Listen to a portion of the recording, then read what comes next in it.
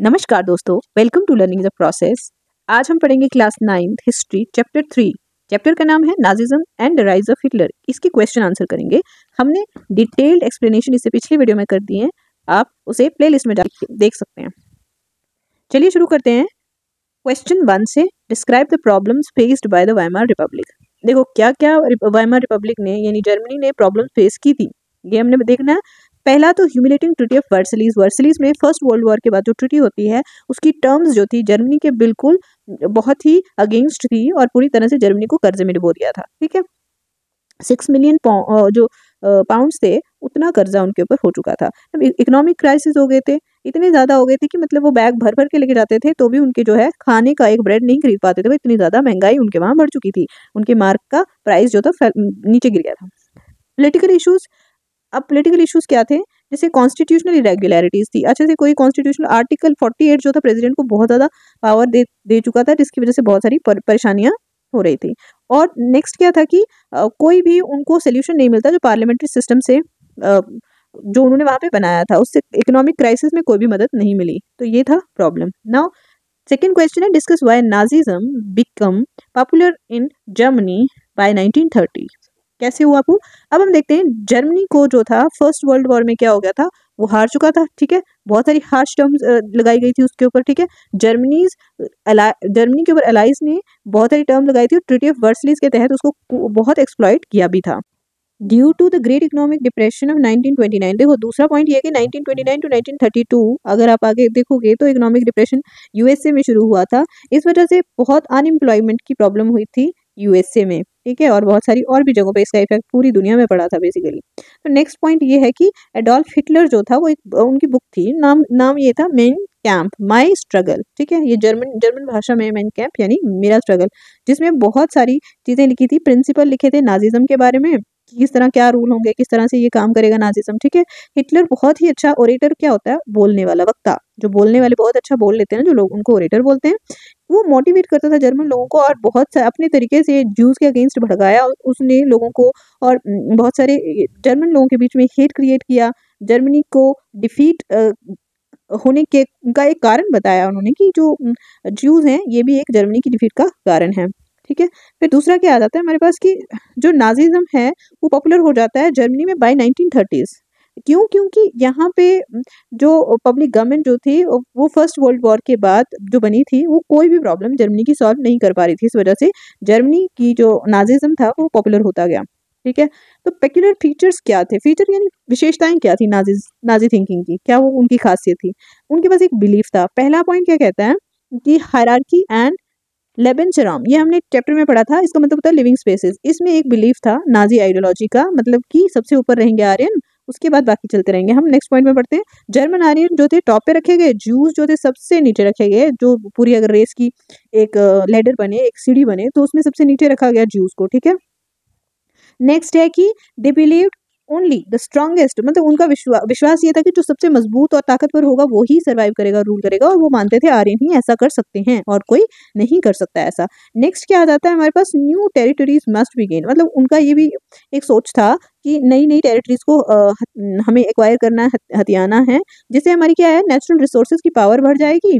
तो और साथ में हमारी जो खुद की जर्मन ऐसे भी टेरिटोरियल पावर भी बढ़ेगा, और भी हमारा जो है काफी ज्यादा जो है दबदबा बन जाएगा दुनिया में। ठीक है, तो ये थे उनकी मेन फीचर्स। नाउ देखो, explain why Nazi propaganda was effective in creating a hatred for ज्यू। अब देखो जो नाजी प्रोपेगेंडा था वो कैसे नफरत फैलाने में कामयाब हो गए।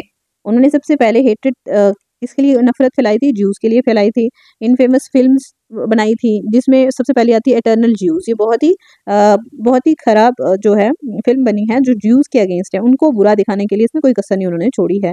ऑर्थोडॉक्स जो ज्यूज थे ना, उनके उनके उनको एक स्टीरियोटाइप यानी कि उनके लिए एक धारणा बनी थी कि जैसे कि वो क्या करते थे, वो काफी लालची हुआ करते थे। रियलिटी में ये था कि अगर आप देखते कि जर्मन में जो ज्यूज थे वो बाहर से उनकी शक्लों से उनको कभी नहीं कोई अलग कर सकता था, क्योंकि सेम दिखते थे, वो उनकी तरह ही दिखते थे। जो आर्यन मानते थे खुद को, जर्मन आर्यन मानते थे जो खुद को, उनकी तरह दिखते थे। लेकिन उनको नाम दिया गया था ज्यूज को कि वो वर्मिन है। वर्मिन क्या होता है, वर्मिन माने वाइल्ड एनिमल्स, रैट्स, चूहे, पेस्ट्स। ठीक है, कीटाणु वगैरह उनको इस तरह से कंपेयर किया जाता था। तो उनका जो रोडेंट के साथ उनका मूवमेंट कंपेयर किया जाता था, ठीक है, कि बहुत खराब चलते हैं, उनकी हर एक बुराई दिखाने की कोशिश की जाती थी। और नाजिज्म कैसे लोगों के दिमाग में काम करता था, दिमाग में उनके इमोशन के साथ खेलते थे, उनकी भावनाओं के साथ खेलते थे और उस तरह से वो लोगों के बीच में नफरत और गुस्सा फैलाने में कामयाब हुए थे। ठीक है, explain what role women had in Nazi society. Chapter में हमने अच्छे से पढ़ा था, सेम चीज हमको यहाँ पढ़नी है कि जो नाजी विमेन थी ना, वो उनको उनको सबसे पहले कहा जाता था कि वो अच्छी माएँ बने और प्योर ब्लडेड आर्यन बच्चों को पैदा करें, ठीक है। और उनकी ड्यूटी ये है कि वो प्योरिटी ऑफ रेस बनाए रखें, यानी कि उनको रेस में कोई भी मिलावट नहीं चाहिए थी, ठीक है। एंड उसके बाद उनको क्या करना है कि अपने बच्चों को सिखाना है कि वो किसके साथ किससे डिस्टेंस बनाए रखें, ज्यू से डिस्टेंस बनाए रखें, उनसे दूर रहें, उनको कोई भी उनके साथ मेल जोल ना रखें, और उन्हें क्या करना है, आर्यन कल्चर को बनाए रखना है। ये सारी ड्यूटीज जब एक जर्मन औरत निभाती है तो उसके लिए बहुत सारी जो फैसिलिटीज रखी जाती थी, जैसे हॉस्पिटल्स में उन्हें फ्री ट्रीटमेंट दिया जाता था, ठीक है। बहुत सारी और भी कंसेशन होती थी शॉप्स पे, यानी थिएटर टिकट्स उनको फ्री मिलती थी, रेलवे फेयर में कंसेशन होते थे, बहुत सारी चीजें उनको और भी आराम से उनके लिए उनकी लाइफ को ईजी करने के लिए रखी गई थी, ठीक है। अब औरतों को बहुत सारे बच्चे पैदा करने के लिए रिवॉर्ड दिए जाते थे, जो हमने पढ़ा था ना कि उनको क्रॉस दिए जाते थे, ब्रॉन्ज, ये जैसे दिया ना यहाँ पे, ब्रॉन्ज क्रॉस दिया जाता था जब 4 बच्चे हो जाते थे, सिल्वर क्रॉस दिया जाता था 6 बच्चों पे, और गोल्ड क्रॉस दिया जाता था उनको 8 बच्चों पे, ठीक है। अब जो जितनी भी आर्यन वुमेन थी, अगर वो अपने रास्ते से भटकती हैं तो फिर उनको पब्लिकली उनका बेइज्जती की जाती थी और उनको बहुत ही बुरे तरीके से पनिश किया जाता था। ये हमने चैप्टर में बहुत अच्छे से पढ़ा था कि किस तरह से वो पनिश करते थे और क्या क्या पनिशमेंट्स दिया करते थे औरतों को, ठीक है। आप अच्छे से चैप्टर पढ़िए ताकि आंसर करने में दिक्कत ना हो, ठीक है। In what ways did the Nazism state seek to establish total control over its people. पूरी तरह से जो क्या है कि कंट्रोल लोगों के ऊपर करने में नाजिज्म कैसे कामयाब हुआ था, ठीक है। नाजिज्म जो है अपना कंट्रोल करने में कामयाब हुआ, देखो कुछ तरीके थे। पहले तो 1921 में नाजी पार्टी एस्टेब्लिश हुई, जितनी भी अपोजिशन पार्टीज थी उनको बैन लगा दिया गया, ट्रेड यूनियन को बैन लगा दिया गया, एक ही पार्टी बची। अब पहला तो ये काम किया।